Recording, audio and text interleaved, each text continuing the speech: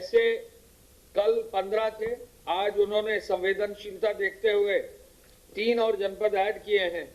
18 जनपदों में वरिष्ठ अधिकारी लगाए, उनके आदेश जारी कर दिए हैं। जो जनपदों में अधिकारी लगाए गए हैं वो मैं बता दूं।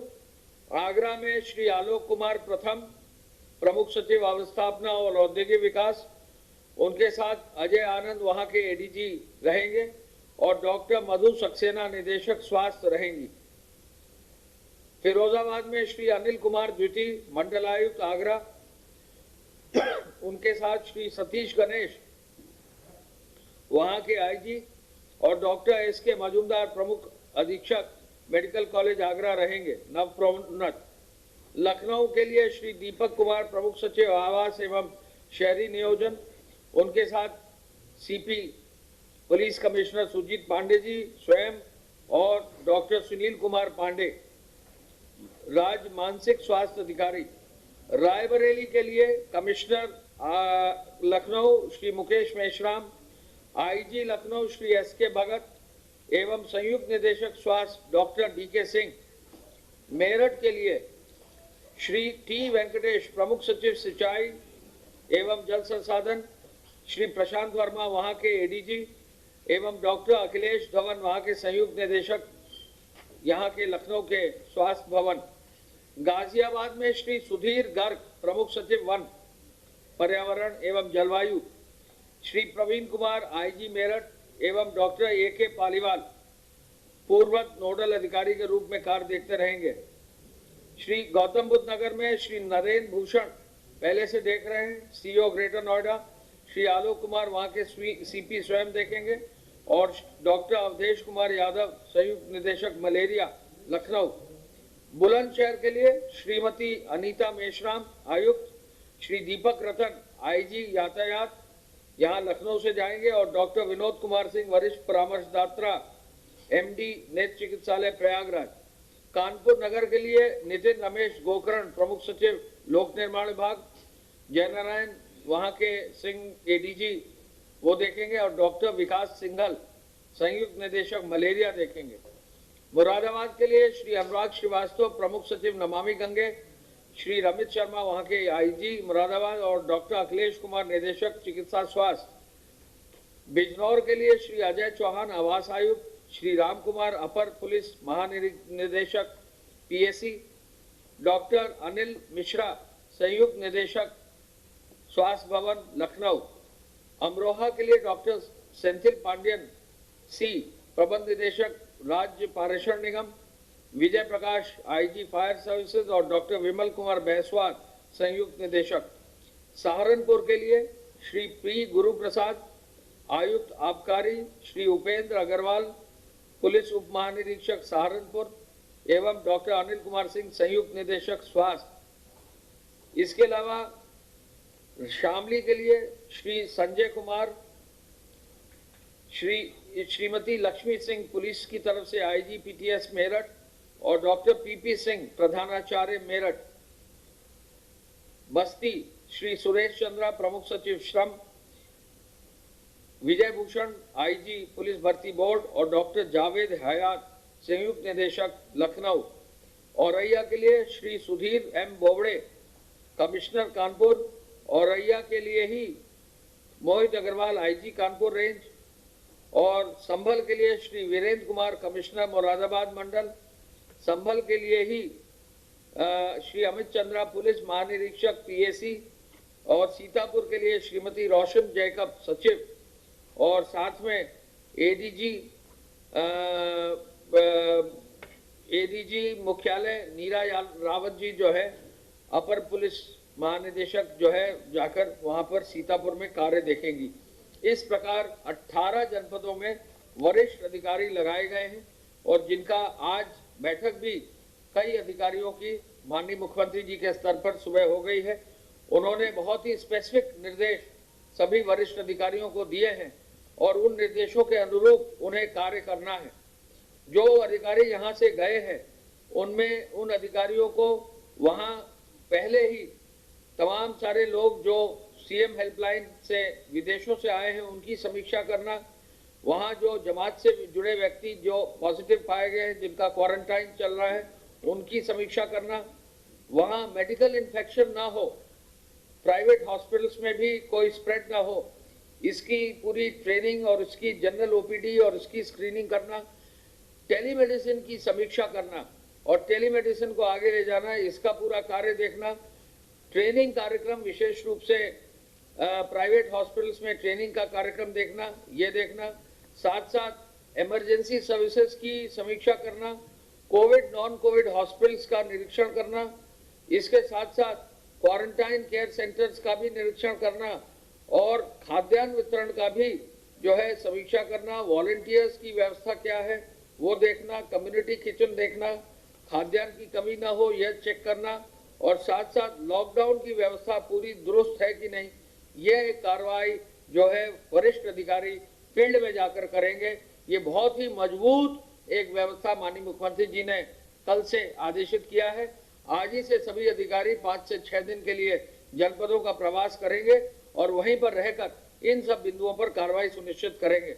मुख्यमंत्री जी द्वारा क्रियान्वयन करने के लिए जो हॉटस्पॉट का मॉडल है यूपी का, उसके लिए भारत सरकार द्वारा इस उद्देश्य को आगे ले जाते हुए इसकी जो सराहना हुई है, उसके लिए माननीय मुख्यमंत्री जी ने जो है उसको कहा कि इसको और मजबूत करें। पूरा जो लॉकडाउन की जो टेक्नोलॉजी है, लॉकडाउन का जो मॉडल है, इसकी विश्व में सराहना हुई है, क्योंकि अब यह पाया जा रहा है कि बहुत ही इफेक्टिव है, रिसोर्सेज को और मजबूती से जमीन पर उतारता है। तो इसको और मजबूती से उतारने के लिए ये टीम्स भी जा रही हैं और सभी अधिकारियों को समीक्षा भी की जा रही है।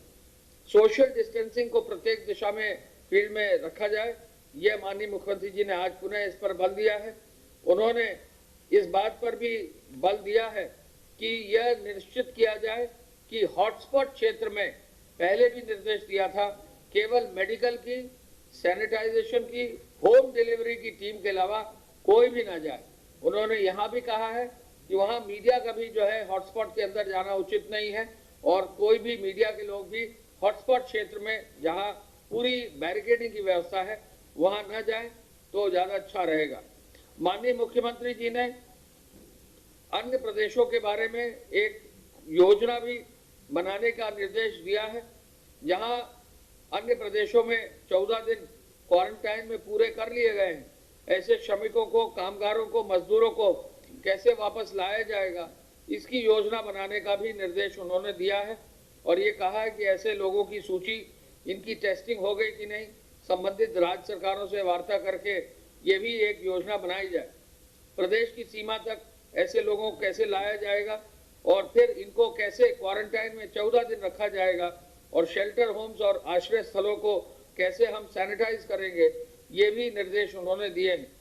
कम्युनिटी किचन को सुचारू रूप से चलाने के लिए ताजे और भरपेट भोजन की व्यवस्था भी कैसे होगी, इसका भी निर्देश उन्होंने दिया है। और 14 दिन की संस्थागत क्वारंटाइन हमारे प्रदेश में जो लोग रह रहे हैं वो अगर पूरा करते हैं तो उनको भी अपने अपने गंतव्य तक होम क्वारंटाइन ले जाने के लिए भी उन्होंने निर्देश आज दिया है।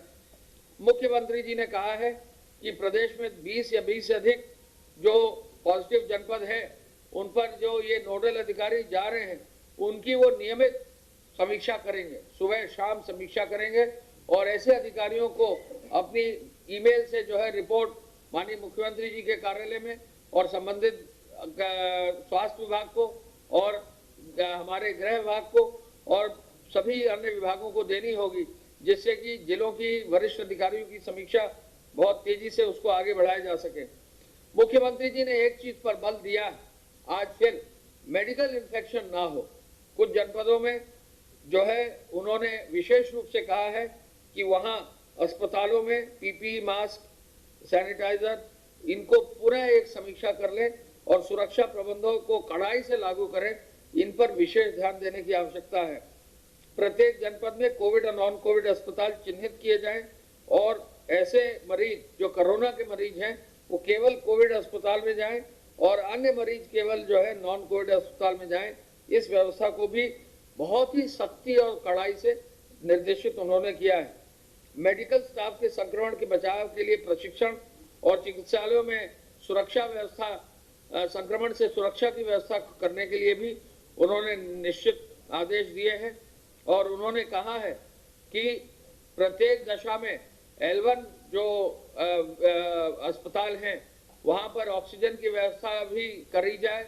जो L2 के अस्पताल हैं उन पर जो है अगर संभव हो तो वहां पर वेंटिलेटर्स की कुछ उस पर व्यवस्था कर दी जाए।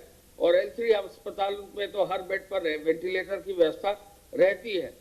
बेड्स की संख्या को भी बड़ी संख्या में बढ़ाने का उन्होंने निर्देश दिया है और ये भी कहा है कि बेड्स की संख्या में वृद्धि अवश्य कर ली जाए, जिससे कहीं किसी भी रूप में किसी भी इमरजेंसी में पर्याप्त बेड्स हमारे प्रदेश में उपलब्ध रहें। ये विवरण विस्तृत रूप से प्रमुख सचिव स्वास्थ्य आपको देंगे। हम मुख्यमंत्री जी ने यह भी कहा है कि प्रशासन, पुलिस और मेडिकल की टीम आपसी सामंजस्य बनवाए, कोरोना वायरस की चुनौती से निपटने के लिए एक टीम बनाने कर और टीम मजबूती से काम करें, साफ सफाई कराएं, सामग्री की व्यवस्था करें, लॉजिस्टिक्स की व्यवस्था करें, संस्थागत क्वारंटाइन की व्यवस्था कराएं, ठहरने की अच्छी व्यवस्था सुनिश्चित करें। अलग अलग अधिकारी को ये जिम्मेदारी जिले स्तर पर दे दी जाए, जिससे टीम भाव जिले पर स्तर पर भी दिखाई दे। एक बहुत महत्वपूर्ण बिंदु पर कल उन्होंने बल दिया था, टेलीमेडिसिन पर। आपको जानकर खुशी होगी कि लगभग हर जनपद में विज्ञापन जो है निकाल दिए गए हैं कि कौन डॉक्टर्स टेलीमेडिसिन के लिए उपलब्ध रहेंगे। हम अपील करना चाहेंगे कि जो भी व्यक्ति जहां भी है, कोई भी मरीज है, वो ऐसे डॉक्टर्स की सूची जो अखबारों में, आप ही के अखबारों में आई है, उन सूची के आधार पर टेलीफोन से परामर्श, चिकित्सकीय परामर्श प्राप्त करें और टेलीमेडिसिन का, टेली कंसल्टेंसी का जरूर जो है इच्छुक डॉक्टरों से फोन पर उनसे चर्चा अगर करेंगे तो बहुत अच्छा इसका जो है प्रभाव पड़ेगा। सोशल डिस्टेंसिंग का भी पालन होगा और बहुत तेजी से लोगों को मेडिकल की इनपुट्स भी मिलेंगी। मुख्यमंत्री जी रोज ये कह रहे हैं कि कोई भूखा न रहे, कम्युनिटी किचन की संचालन की व्यवस्था मजबूत रहे, जरूरतमंद को हर हालत में भोजन मिले। पूरे प्रदेश में बहुत मजबूती से जो है इस कार्य को किया जा रहा है और मुझे बताकर खुशी है कि आपके पूरे प्रदेश में अब जो खाद्यान्न की व्यवस्था है वो काफी तेजी से सुधार और हो गया है और अब जो है कुल प्रदेश में 43,861 जो है फल सब्जी के वितरण की व्यवस्था मोबाइल कर दी गई है। दुग्ध की वितरण की व्यवस्था के लिए 22,487 जो है मोबाइल्स तैयार कर ली गई हैं। होम डिलीवरी के लिए भी जो है 50,950 से अधिक जो है होम डिलीवरी के लिए व्यवस्था कर दी गई है। और आपको अब बताकर ये भी खुशी है कि 3,57,000 राशन, 3,57,00,000 राशन कार्ड्स में अब आज 3,17,49,000 राशन कार्डों पर राशन वितरण हो चुका है। अब कल की उपलब्धता के अनुसार फूड पैकेट 12,85,161 कल बांटे गए हैं और 1,345 धार्मिक स्वैच्छिक संगठन और 768 जिला प्रशासन के कम्युनिटी किचन से बांटा गया है।